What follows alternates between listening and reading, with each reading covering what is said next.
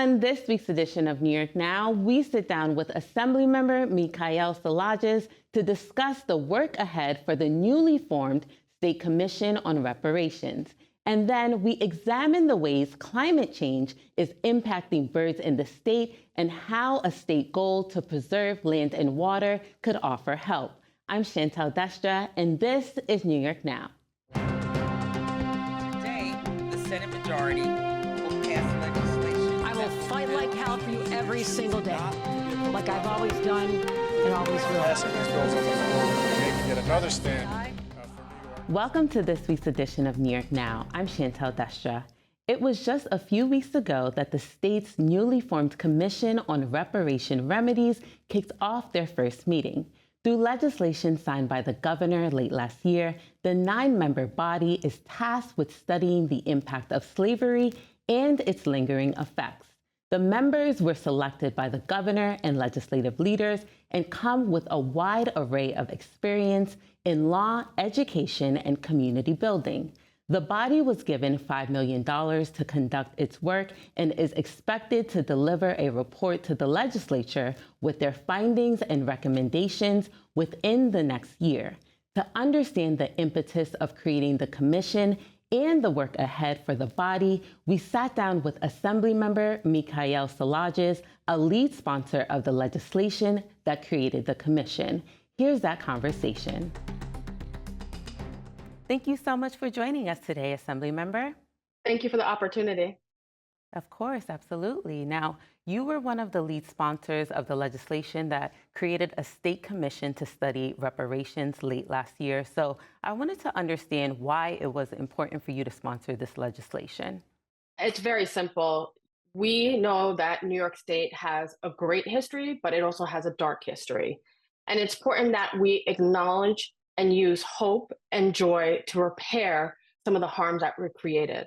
So we know that, we've had 250 years of slavery within this country, 90 years of Jim Crow, 60 years of separate but equal, and 30 years of policies like some of our unequal discriminatory housing policies. And it's so important that we acknowledge that these harms happened and also build a pathway to heal our communities.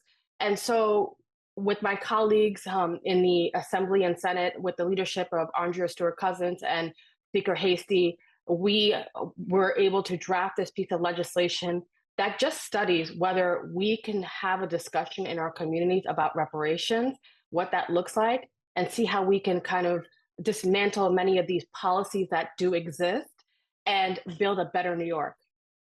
So can you tell us about the process of garnering support for the legislation, getting it passed within the legislature, and then ultimately getting it signed into law? We put in the legislation, many years ago. It was submitted under former Assemblymember Charles Barron. He passed it in the Assembly. Unfortunately, wasn't successful in the Senate. And when he left, he gave me the piece of legislation. And from there, I used the support and influence of the Black, Hispanic, Puerto Rican, Asian caucus to really start galvanizing support. As I said, our leadership was great. They organized members to have discussions, to talk about how we can improve the legislation. So the legislation changed from when it was initially submitted to the point of when we actually passed it on the floor and in both houses. And so, it was a lot of conversations with all types of members, kind of, iron out the kinks to be able to produce a document which said that a commission of 9 people, 3 appointed from the Assembly, 3 appointed from the Senate, and 3 appointed by the governor, will have about a year to write a report to analyze reparations, and that report will be then submitted to the legislature for them to decide. So it's a non-binding report. It's essentially just a document. And they have to work with research centers and also have public hearings to hear from New Yorkers. And so it took a lot of galvanizing amongst the legislature. We passed it in June of last year. And then we worked with the governor to support the legislation. And from there, the governor signed it in late December. And As of a couple of weeks ago, the commission actually has convened, which was Right. amazing to see it come Mhm. about. And what are you hoping the impact of the state's commission will be? How will their work impact the daily lives of New Yorkers from your purview? Well, we have to understand that reparations is not just about financial compensation. Everyone wants to focus on the check. That's not what reparation is about. It's this there's 5 points of reparations. And for your viewers, I'm going to just go over it very quickly. There's acknowledgement, there's apology, there's rehabilitation, there's institutional reform, there's a guarantee of non-repetition, and of course there's compensation. So from this report, they can produce a document that says that we should just issue an apology, or we should change some of the policies that existed in our society. Or, for example, the people of Seneca Village, which is a modern day Central Park, they have never received compensation for their stolen land. That Seneca Village was a historically Black neighborhood that was plowed for Central Park. And those people really weren't truly compensated for their land. And so maybe the report says that they get compensation for their Mhm. land. You know, there's many different paradigms of reparations, and from the commission, I hope that they focus in on some of these issues and really, come up with policies that, as a legislature, we can tackle. And can you tell us more about the selection process that went into appointing the members of the commission? I know you said that it was three from the Senate, three from the Assembly, and three from the governor, but what were some of the sort of, things that you were looking for when it came to appointing these members? We wanted experts. Even within the legislation, when we drafted it, we specifically said that the members of the commission need to understand the paradigm of reparations.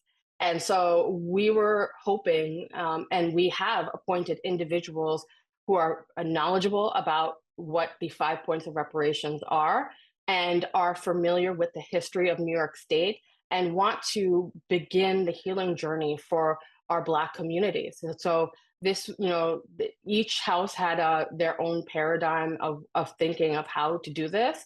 But for us in the assembly, we wanted experts. We wanted people who understood reparations and racial justice and how we can really create a paradigm in which we can break down these systematic disparities and build a socioeconomic condition that is beneficial not only to Black communities, but for all. Because at the end of the day, when one New Yorker is empowered, we are all empowered. You know, this is a state where Excelsior is ever upwards, and we can't go up if we are not working together in tandem. And what guidance or benchmarks were given to the commission as they prepare to produce that report in the next year? So the commission is truly independent. They have the opportunity to hire their own staff, and they have the autonomy to book their own meetings. It's and, it's really up to them. You know, they are an independent commission, and they are just tasked with listening to New Yorkers by having public hearings and using their knowledge and expertise to draft a report. And can you unpack the thinking behind the 1 year time frame that was given to the commission to produce the report to the legislature? I know many of the commissioners complain about the shortened timeline, but I Mhm. frequently see in my history that when government is tasked with drafting a report or some type of document, it gets delayed. And so the thinking behind putting timelines is to ensure that this work is done expeditiously. You know, we as our communities cannot wait for you know years to pass to resolve some of these socioeconomic issues. We need the work to be done expeditiously. So the thought process was behind it was just making sure that the work progresses quickly. How will the legislature approach the report once it's given to them? And what will be sort of the next steps after the report is presented? Well, we will take the report, of course, digest it because it's going to be a very important document, really a Mhm. guiding light to what we need to do. And from there, we can pick the recommendations that we feel are really effective in tackling the systematic racism in our communities, but also, take the ideas and if they need to be amended, changed, we can do so. So really, it's up to what we see in the report and how we can move forward. It's important that we focus on our history of discrimination and break down these systems, disparities, these disparities that exist, and improve our quality of life for Black New Yorkers, and for all New Yorkers.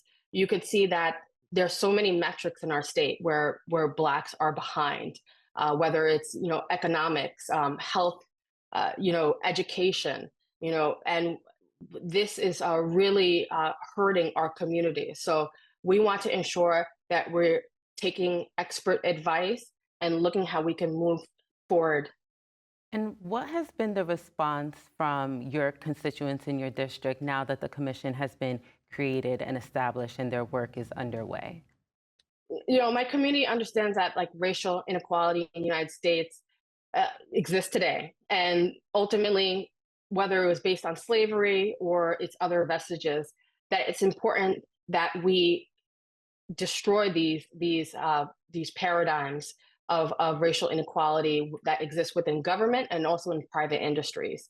And so I've been encouraged by the support of my constituents. They want to tackle systematic racism. Obviously, there are those who don't understand the work that we're doing yet. And I hope that they can open their hearts and minds to the conversation. But if we're talking about finance and talking about dollars and cents, it only makes sense as a government and as private industry to make sure that we are breaking down these systems and supporting our communities and building a better New York. And as you mentioned, the first meeting of the State Commission was just a few weeks ago. So can you tell us more about the energy in the room during that first meeting and some of the big takeaways that you had? It was truly excitement. I am humbled because we have 9 individuals that are taking their work very seriously. And so I, along with Senator James Sanders, had the opportunity to swear in the commission.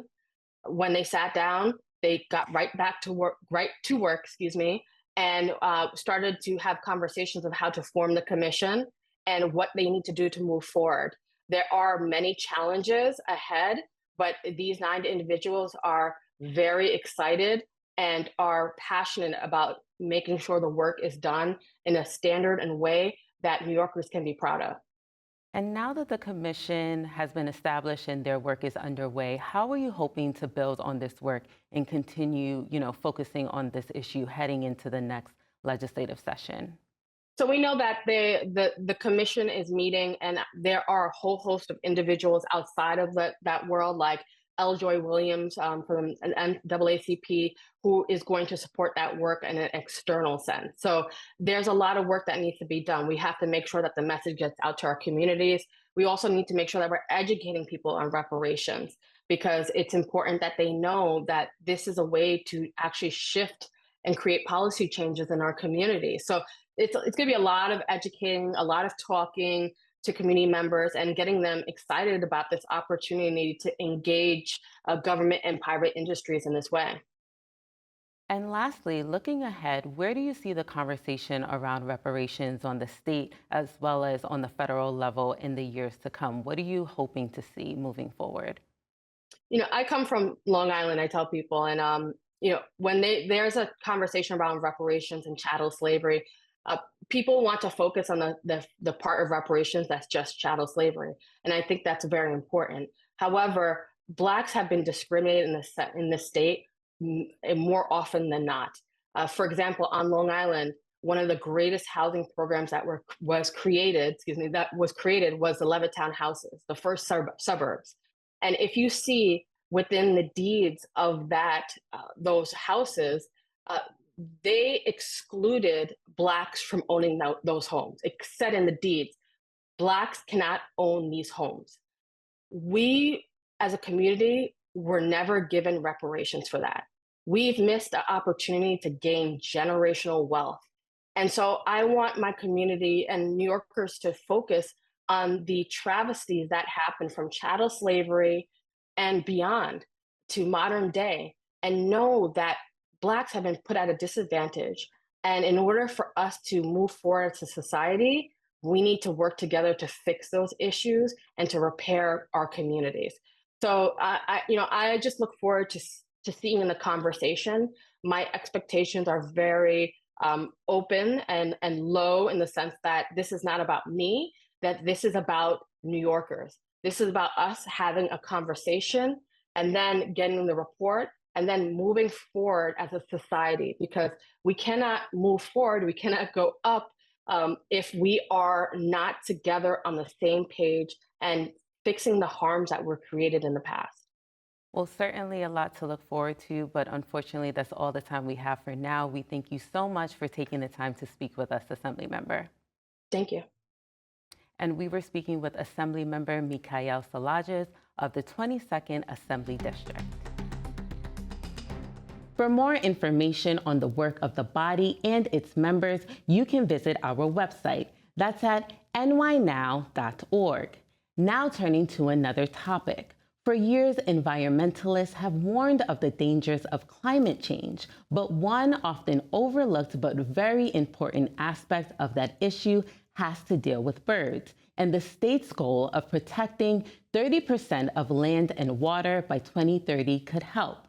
To understand how, producer Dana Wright spoke with environmental experts and educators for the latest episode of New York and Climate. It's a warm summer morning. The water's running, a gentle breeze is blowing. But what tends to top off the natural soundscape when you're going for a nature walk?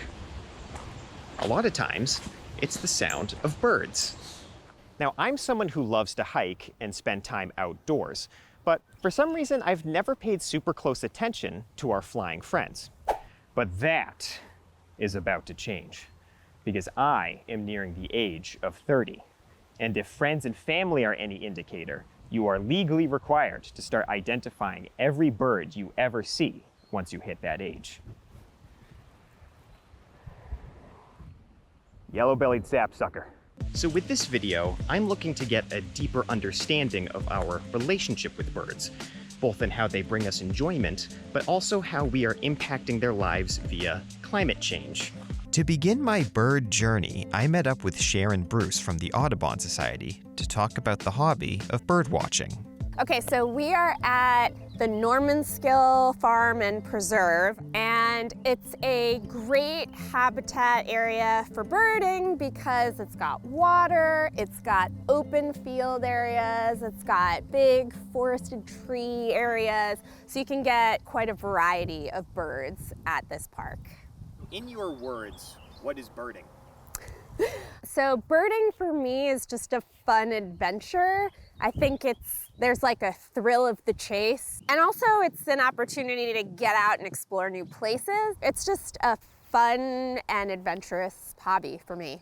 But birdwatching is not a hobby solely enjoyed by Sharon. In fact, it's an immensely popular activity for New Yorkers throughout the state. During the pandemic, we saw a huge influx of people at nature centers, at sanctuaries, on trails, just wanting to be outdoors where they felt safe and found solace in nature, and that just sort of hasn't stopped. A lot of bird clubs full of younger people are popping up, especially in New York City and places where, people can gather together, like at one of the big parks and go birding together, and it's sort of a social experience. It's something that a lot of people can participate in different ways, which is great. Whether they have undulating neck meats or a bulbous build, it's no wonder people like spotting these varied and fun creatures. But spotting birds can be tricky, so sometimes just hearing their song is enough. So right now we're hearing a song sparrow in that tree. It's brown and it's got kind of like black streaking and spotting and a white chest, and yeah, it has that cool song, right? I was unable to convince the song sparrow to appear on camera, but I immensely enjoyed the meditative zen that came with standing outside and listening to all of the birds. And the challenge this hobby brings makes it that much more satisfying anytime you do manage to spot something or even capture it on camera. Oh, it's so satisfying. A lot of birders keep a life list where they write down every single bird they see, and then they seek out the ones that they haven't gotten yet. And you could spend your whole life collecting birds on your life list. Connecting with nature this way made me realize how important it is that we take care of our avian friends. And I thought about how climate change could impact birds that call our state home. Sharon recommended that I reach out to 5 Rivers Environmental Education Center. There, I was able to speak with environmental educator Drew Hopkins about how a changing climate can impact birds in our state. Climate change is having a significant impact on birds. The rate at which it's happening is causing what's called habitat dissonance. A lot of what becomes available in nature is based on current temperatures. And as the temperatures are warming, things are becoming available earlier and earlier in the year. So the foods birds enjoy are becoming available to them sooner. But why is that a big deal? Many of the birds that come here migrate thousands of miles. They're called neotropical migrants because they come from the tropics. Genetically, it's ingrained in them that when there's a certain amount of daylight, they migrate. So when they get to a spot, the daylight may be appropriate for what they've done over the last 1,000 years, but now it's already warmer, those plants have bloomed, or the insects have hatched and gone away, and now they don't have the available food that they were expecting when they get there. Some of those windows in terms of the food, the plants blooming or insects coming out, is really only 1 to 2 weeks. So if they miss that by a couple of days, they can miss a significant food source. Even resident birds that stay in New York year-round are expanding their ranges further north. And shifting further north comes with challenges as well. The birds that would typically be in certain spots in New York are getting pushed out of their habitat by the southern birds, and they are going north to find their preferred temperature. So as the temperatures increase very rapidly, that pushes the bird ranges north very quickly. Plants can't move except every generation. What the birds are finding when they find the appropriate temperature, the plants and the insects that they used to rely on for food are still down south compared to where they are. A lot needs to happen for us to get climate change under control. But one of the best things we can do for birds is to conserve land and preserve habitats, as large preserved spaces can better weather the effects of climate change. Lots of animals need space to roam. Things change in areas. There are small micro changes across habitats, and whether that means there's a fire or some other disturbance, it allows those populations, those birds, to move to a nearby area. If there isn't a nearby area, then those disturbances become real problems. Whereas if we have large areas, then with those disturbances, which absolutely occur, they can just move. With that in mind, New York has set a goal to protect 30% of the state's land and water by the year 2030. This is a response to a national effort set by the Biden administration to protect 30% of the nation's land and water space by 2030. The DEC has determined that currently about 22% of New York's land is protected. A space is considered protected if there are established enduring measures that support biodiversity, support climate resiliency, maintain or enhance the natural character of the space, and more. That's about all we have to cover for today, but before we go, I wanted to ask both Sharon and Drew, why should we care about this?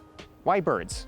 Birds are absolutely an indicator species of the health of the world around us. So if a bird population is in decline, that tells us that we have a greater habitat issue. Trying to protect and restore different types of habitat isn't just for birds, it's for people too, to ensure that, if and when things change, we've gotten a head start on protecting our natural resources. Birds are really important to humans. There are about 7 million people in the eastern United States that are that are active birders. They travel and they buy birding equipment and they stay places, and they bring in eastern U.S. about $1 billion a year. And we know that connections with nature bring great mental health benefits. They increase one's sense of wellness and happiness. Even if birds aren't your favorite part of nature, maybe something else is. It could be the fresh air, or the trees, or even running water, which we'll be taking a look at in our next video. So make sure to tune in, and until next time, I'll see you outside. And for more information on how climate change is impacting birds and to access all of the New York in Climate episodes, you can visit our website. Again, that's at nynow.org. You can also subscribe to our newsletter by going to newsletter.nynow.org or by scanning the QR code on your screen. Well, that does it for this edition of New York Now. Thank you for tuning in, and see you next week.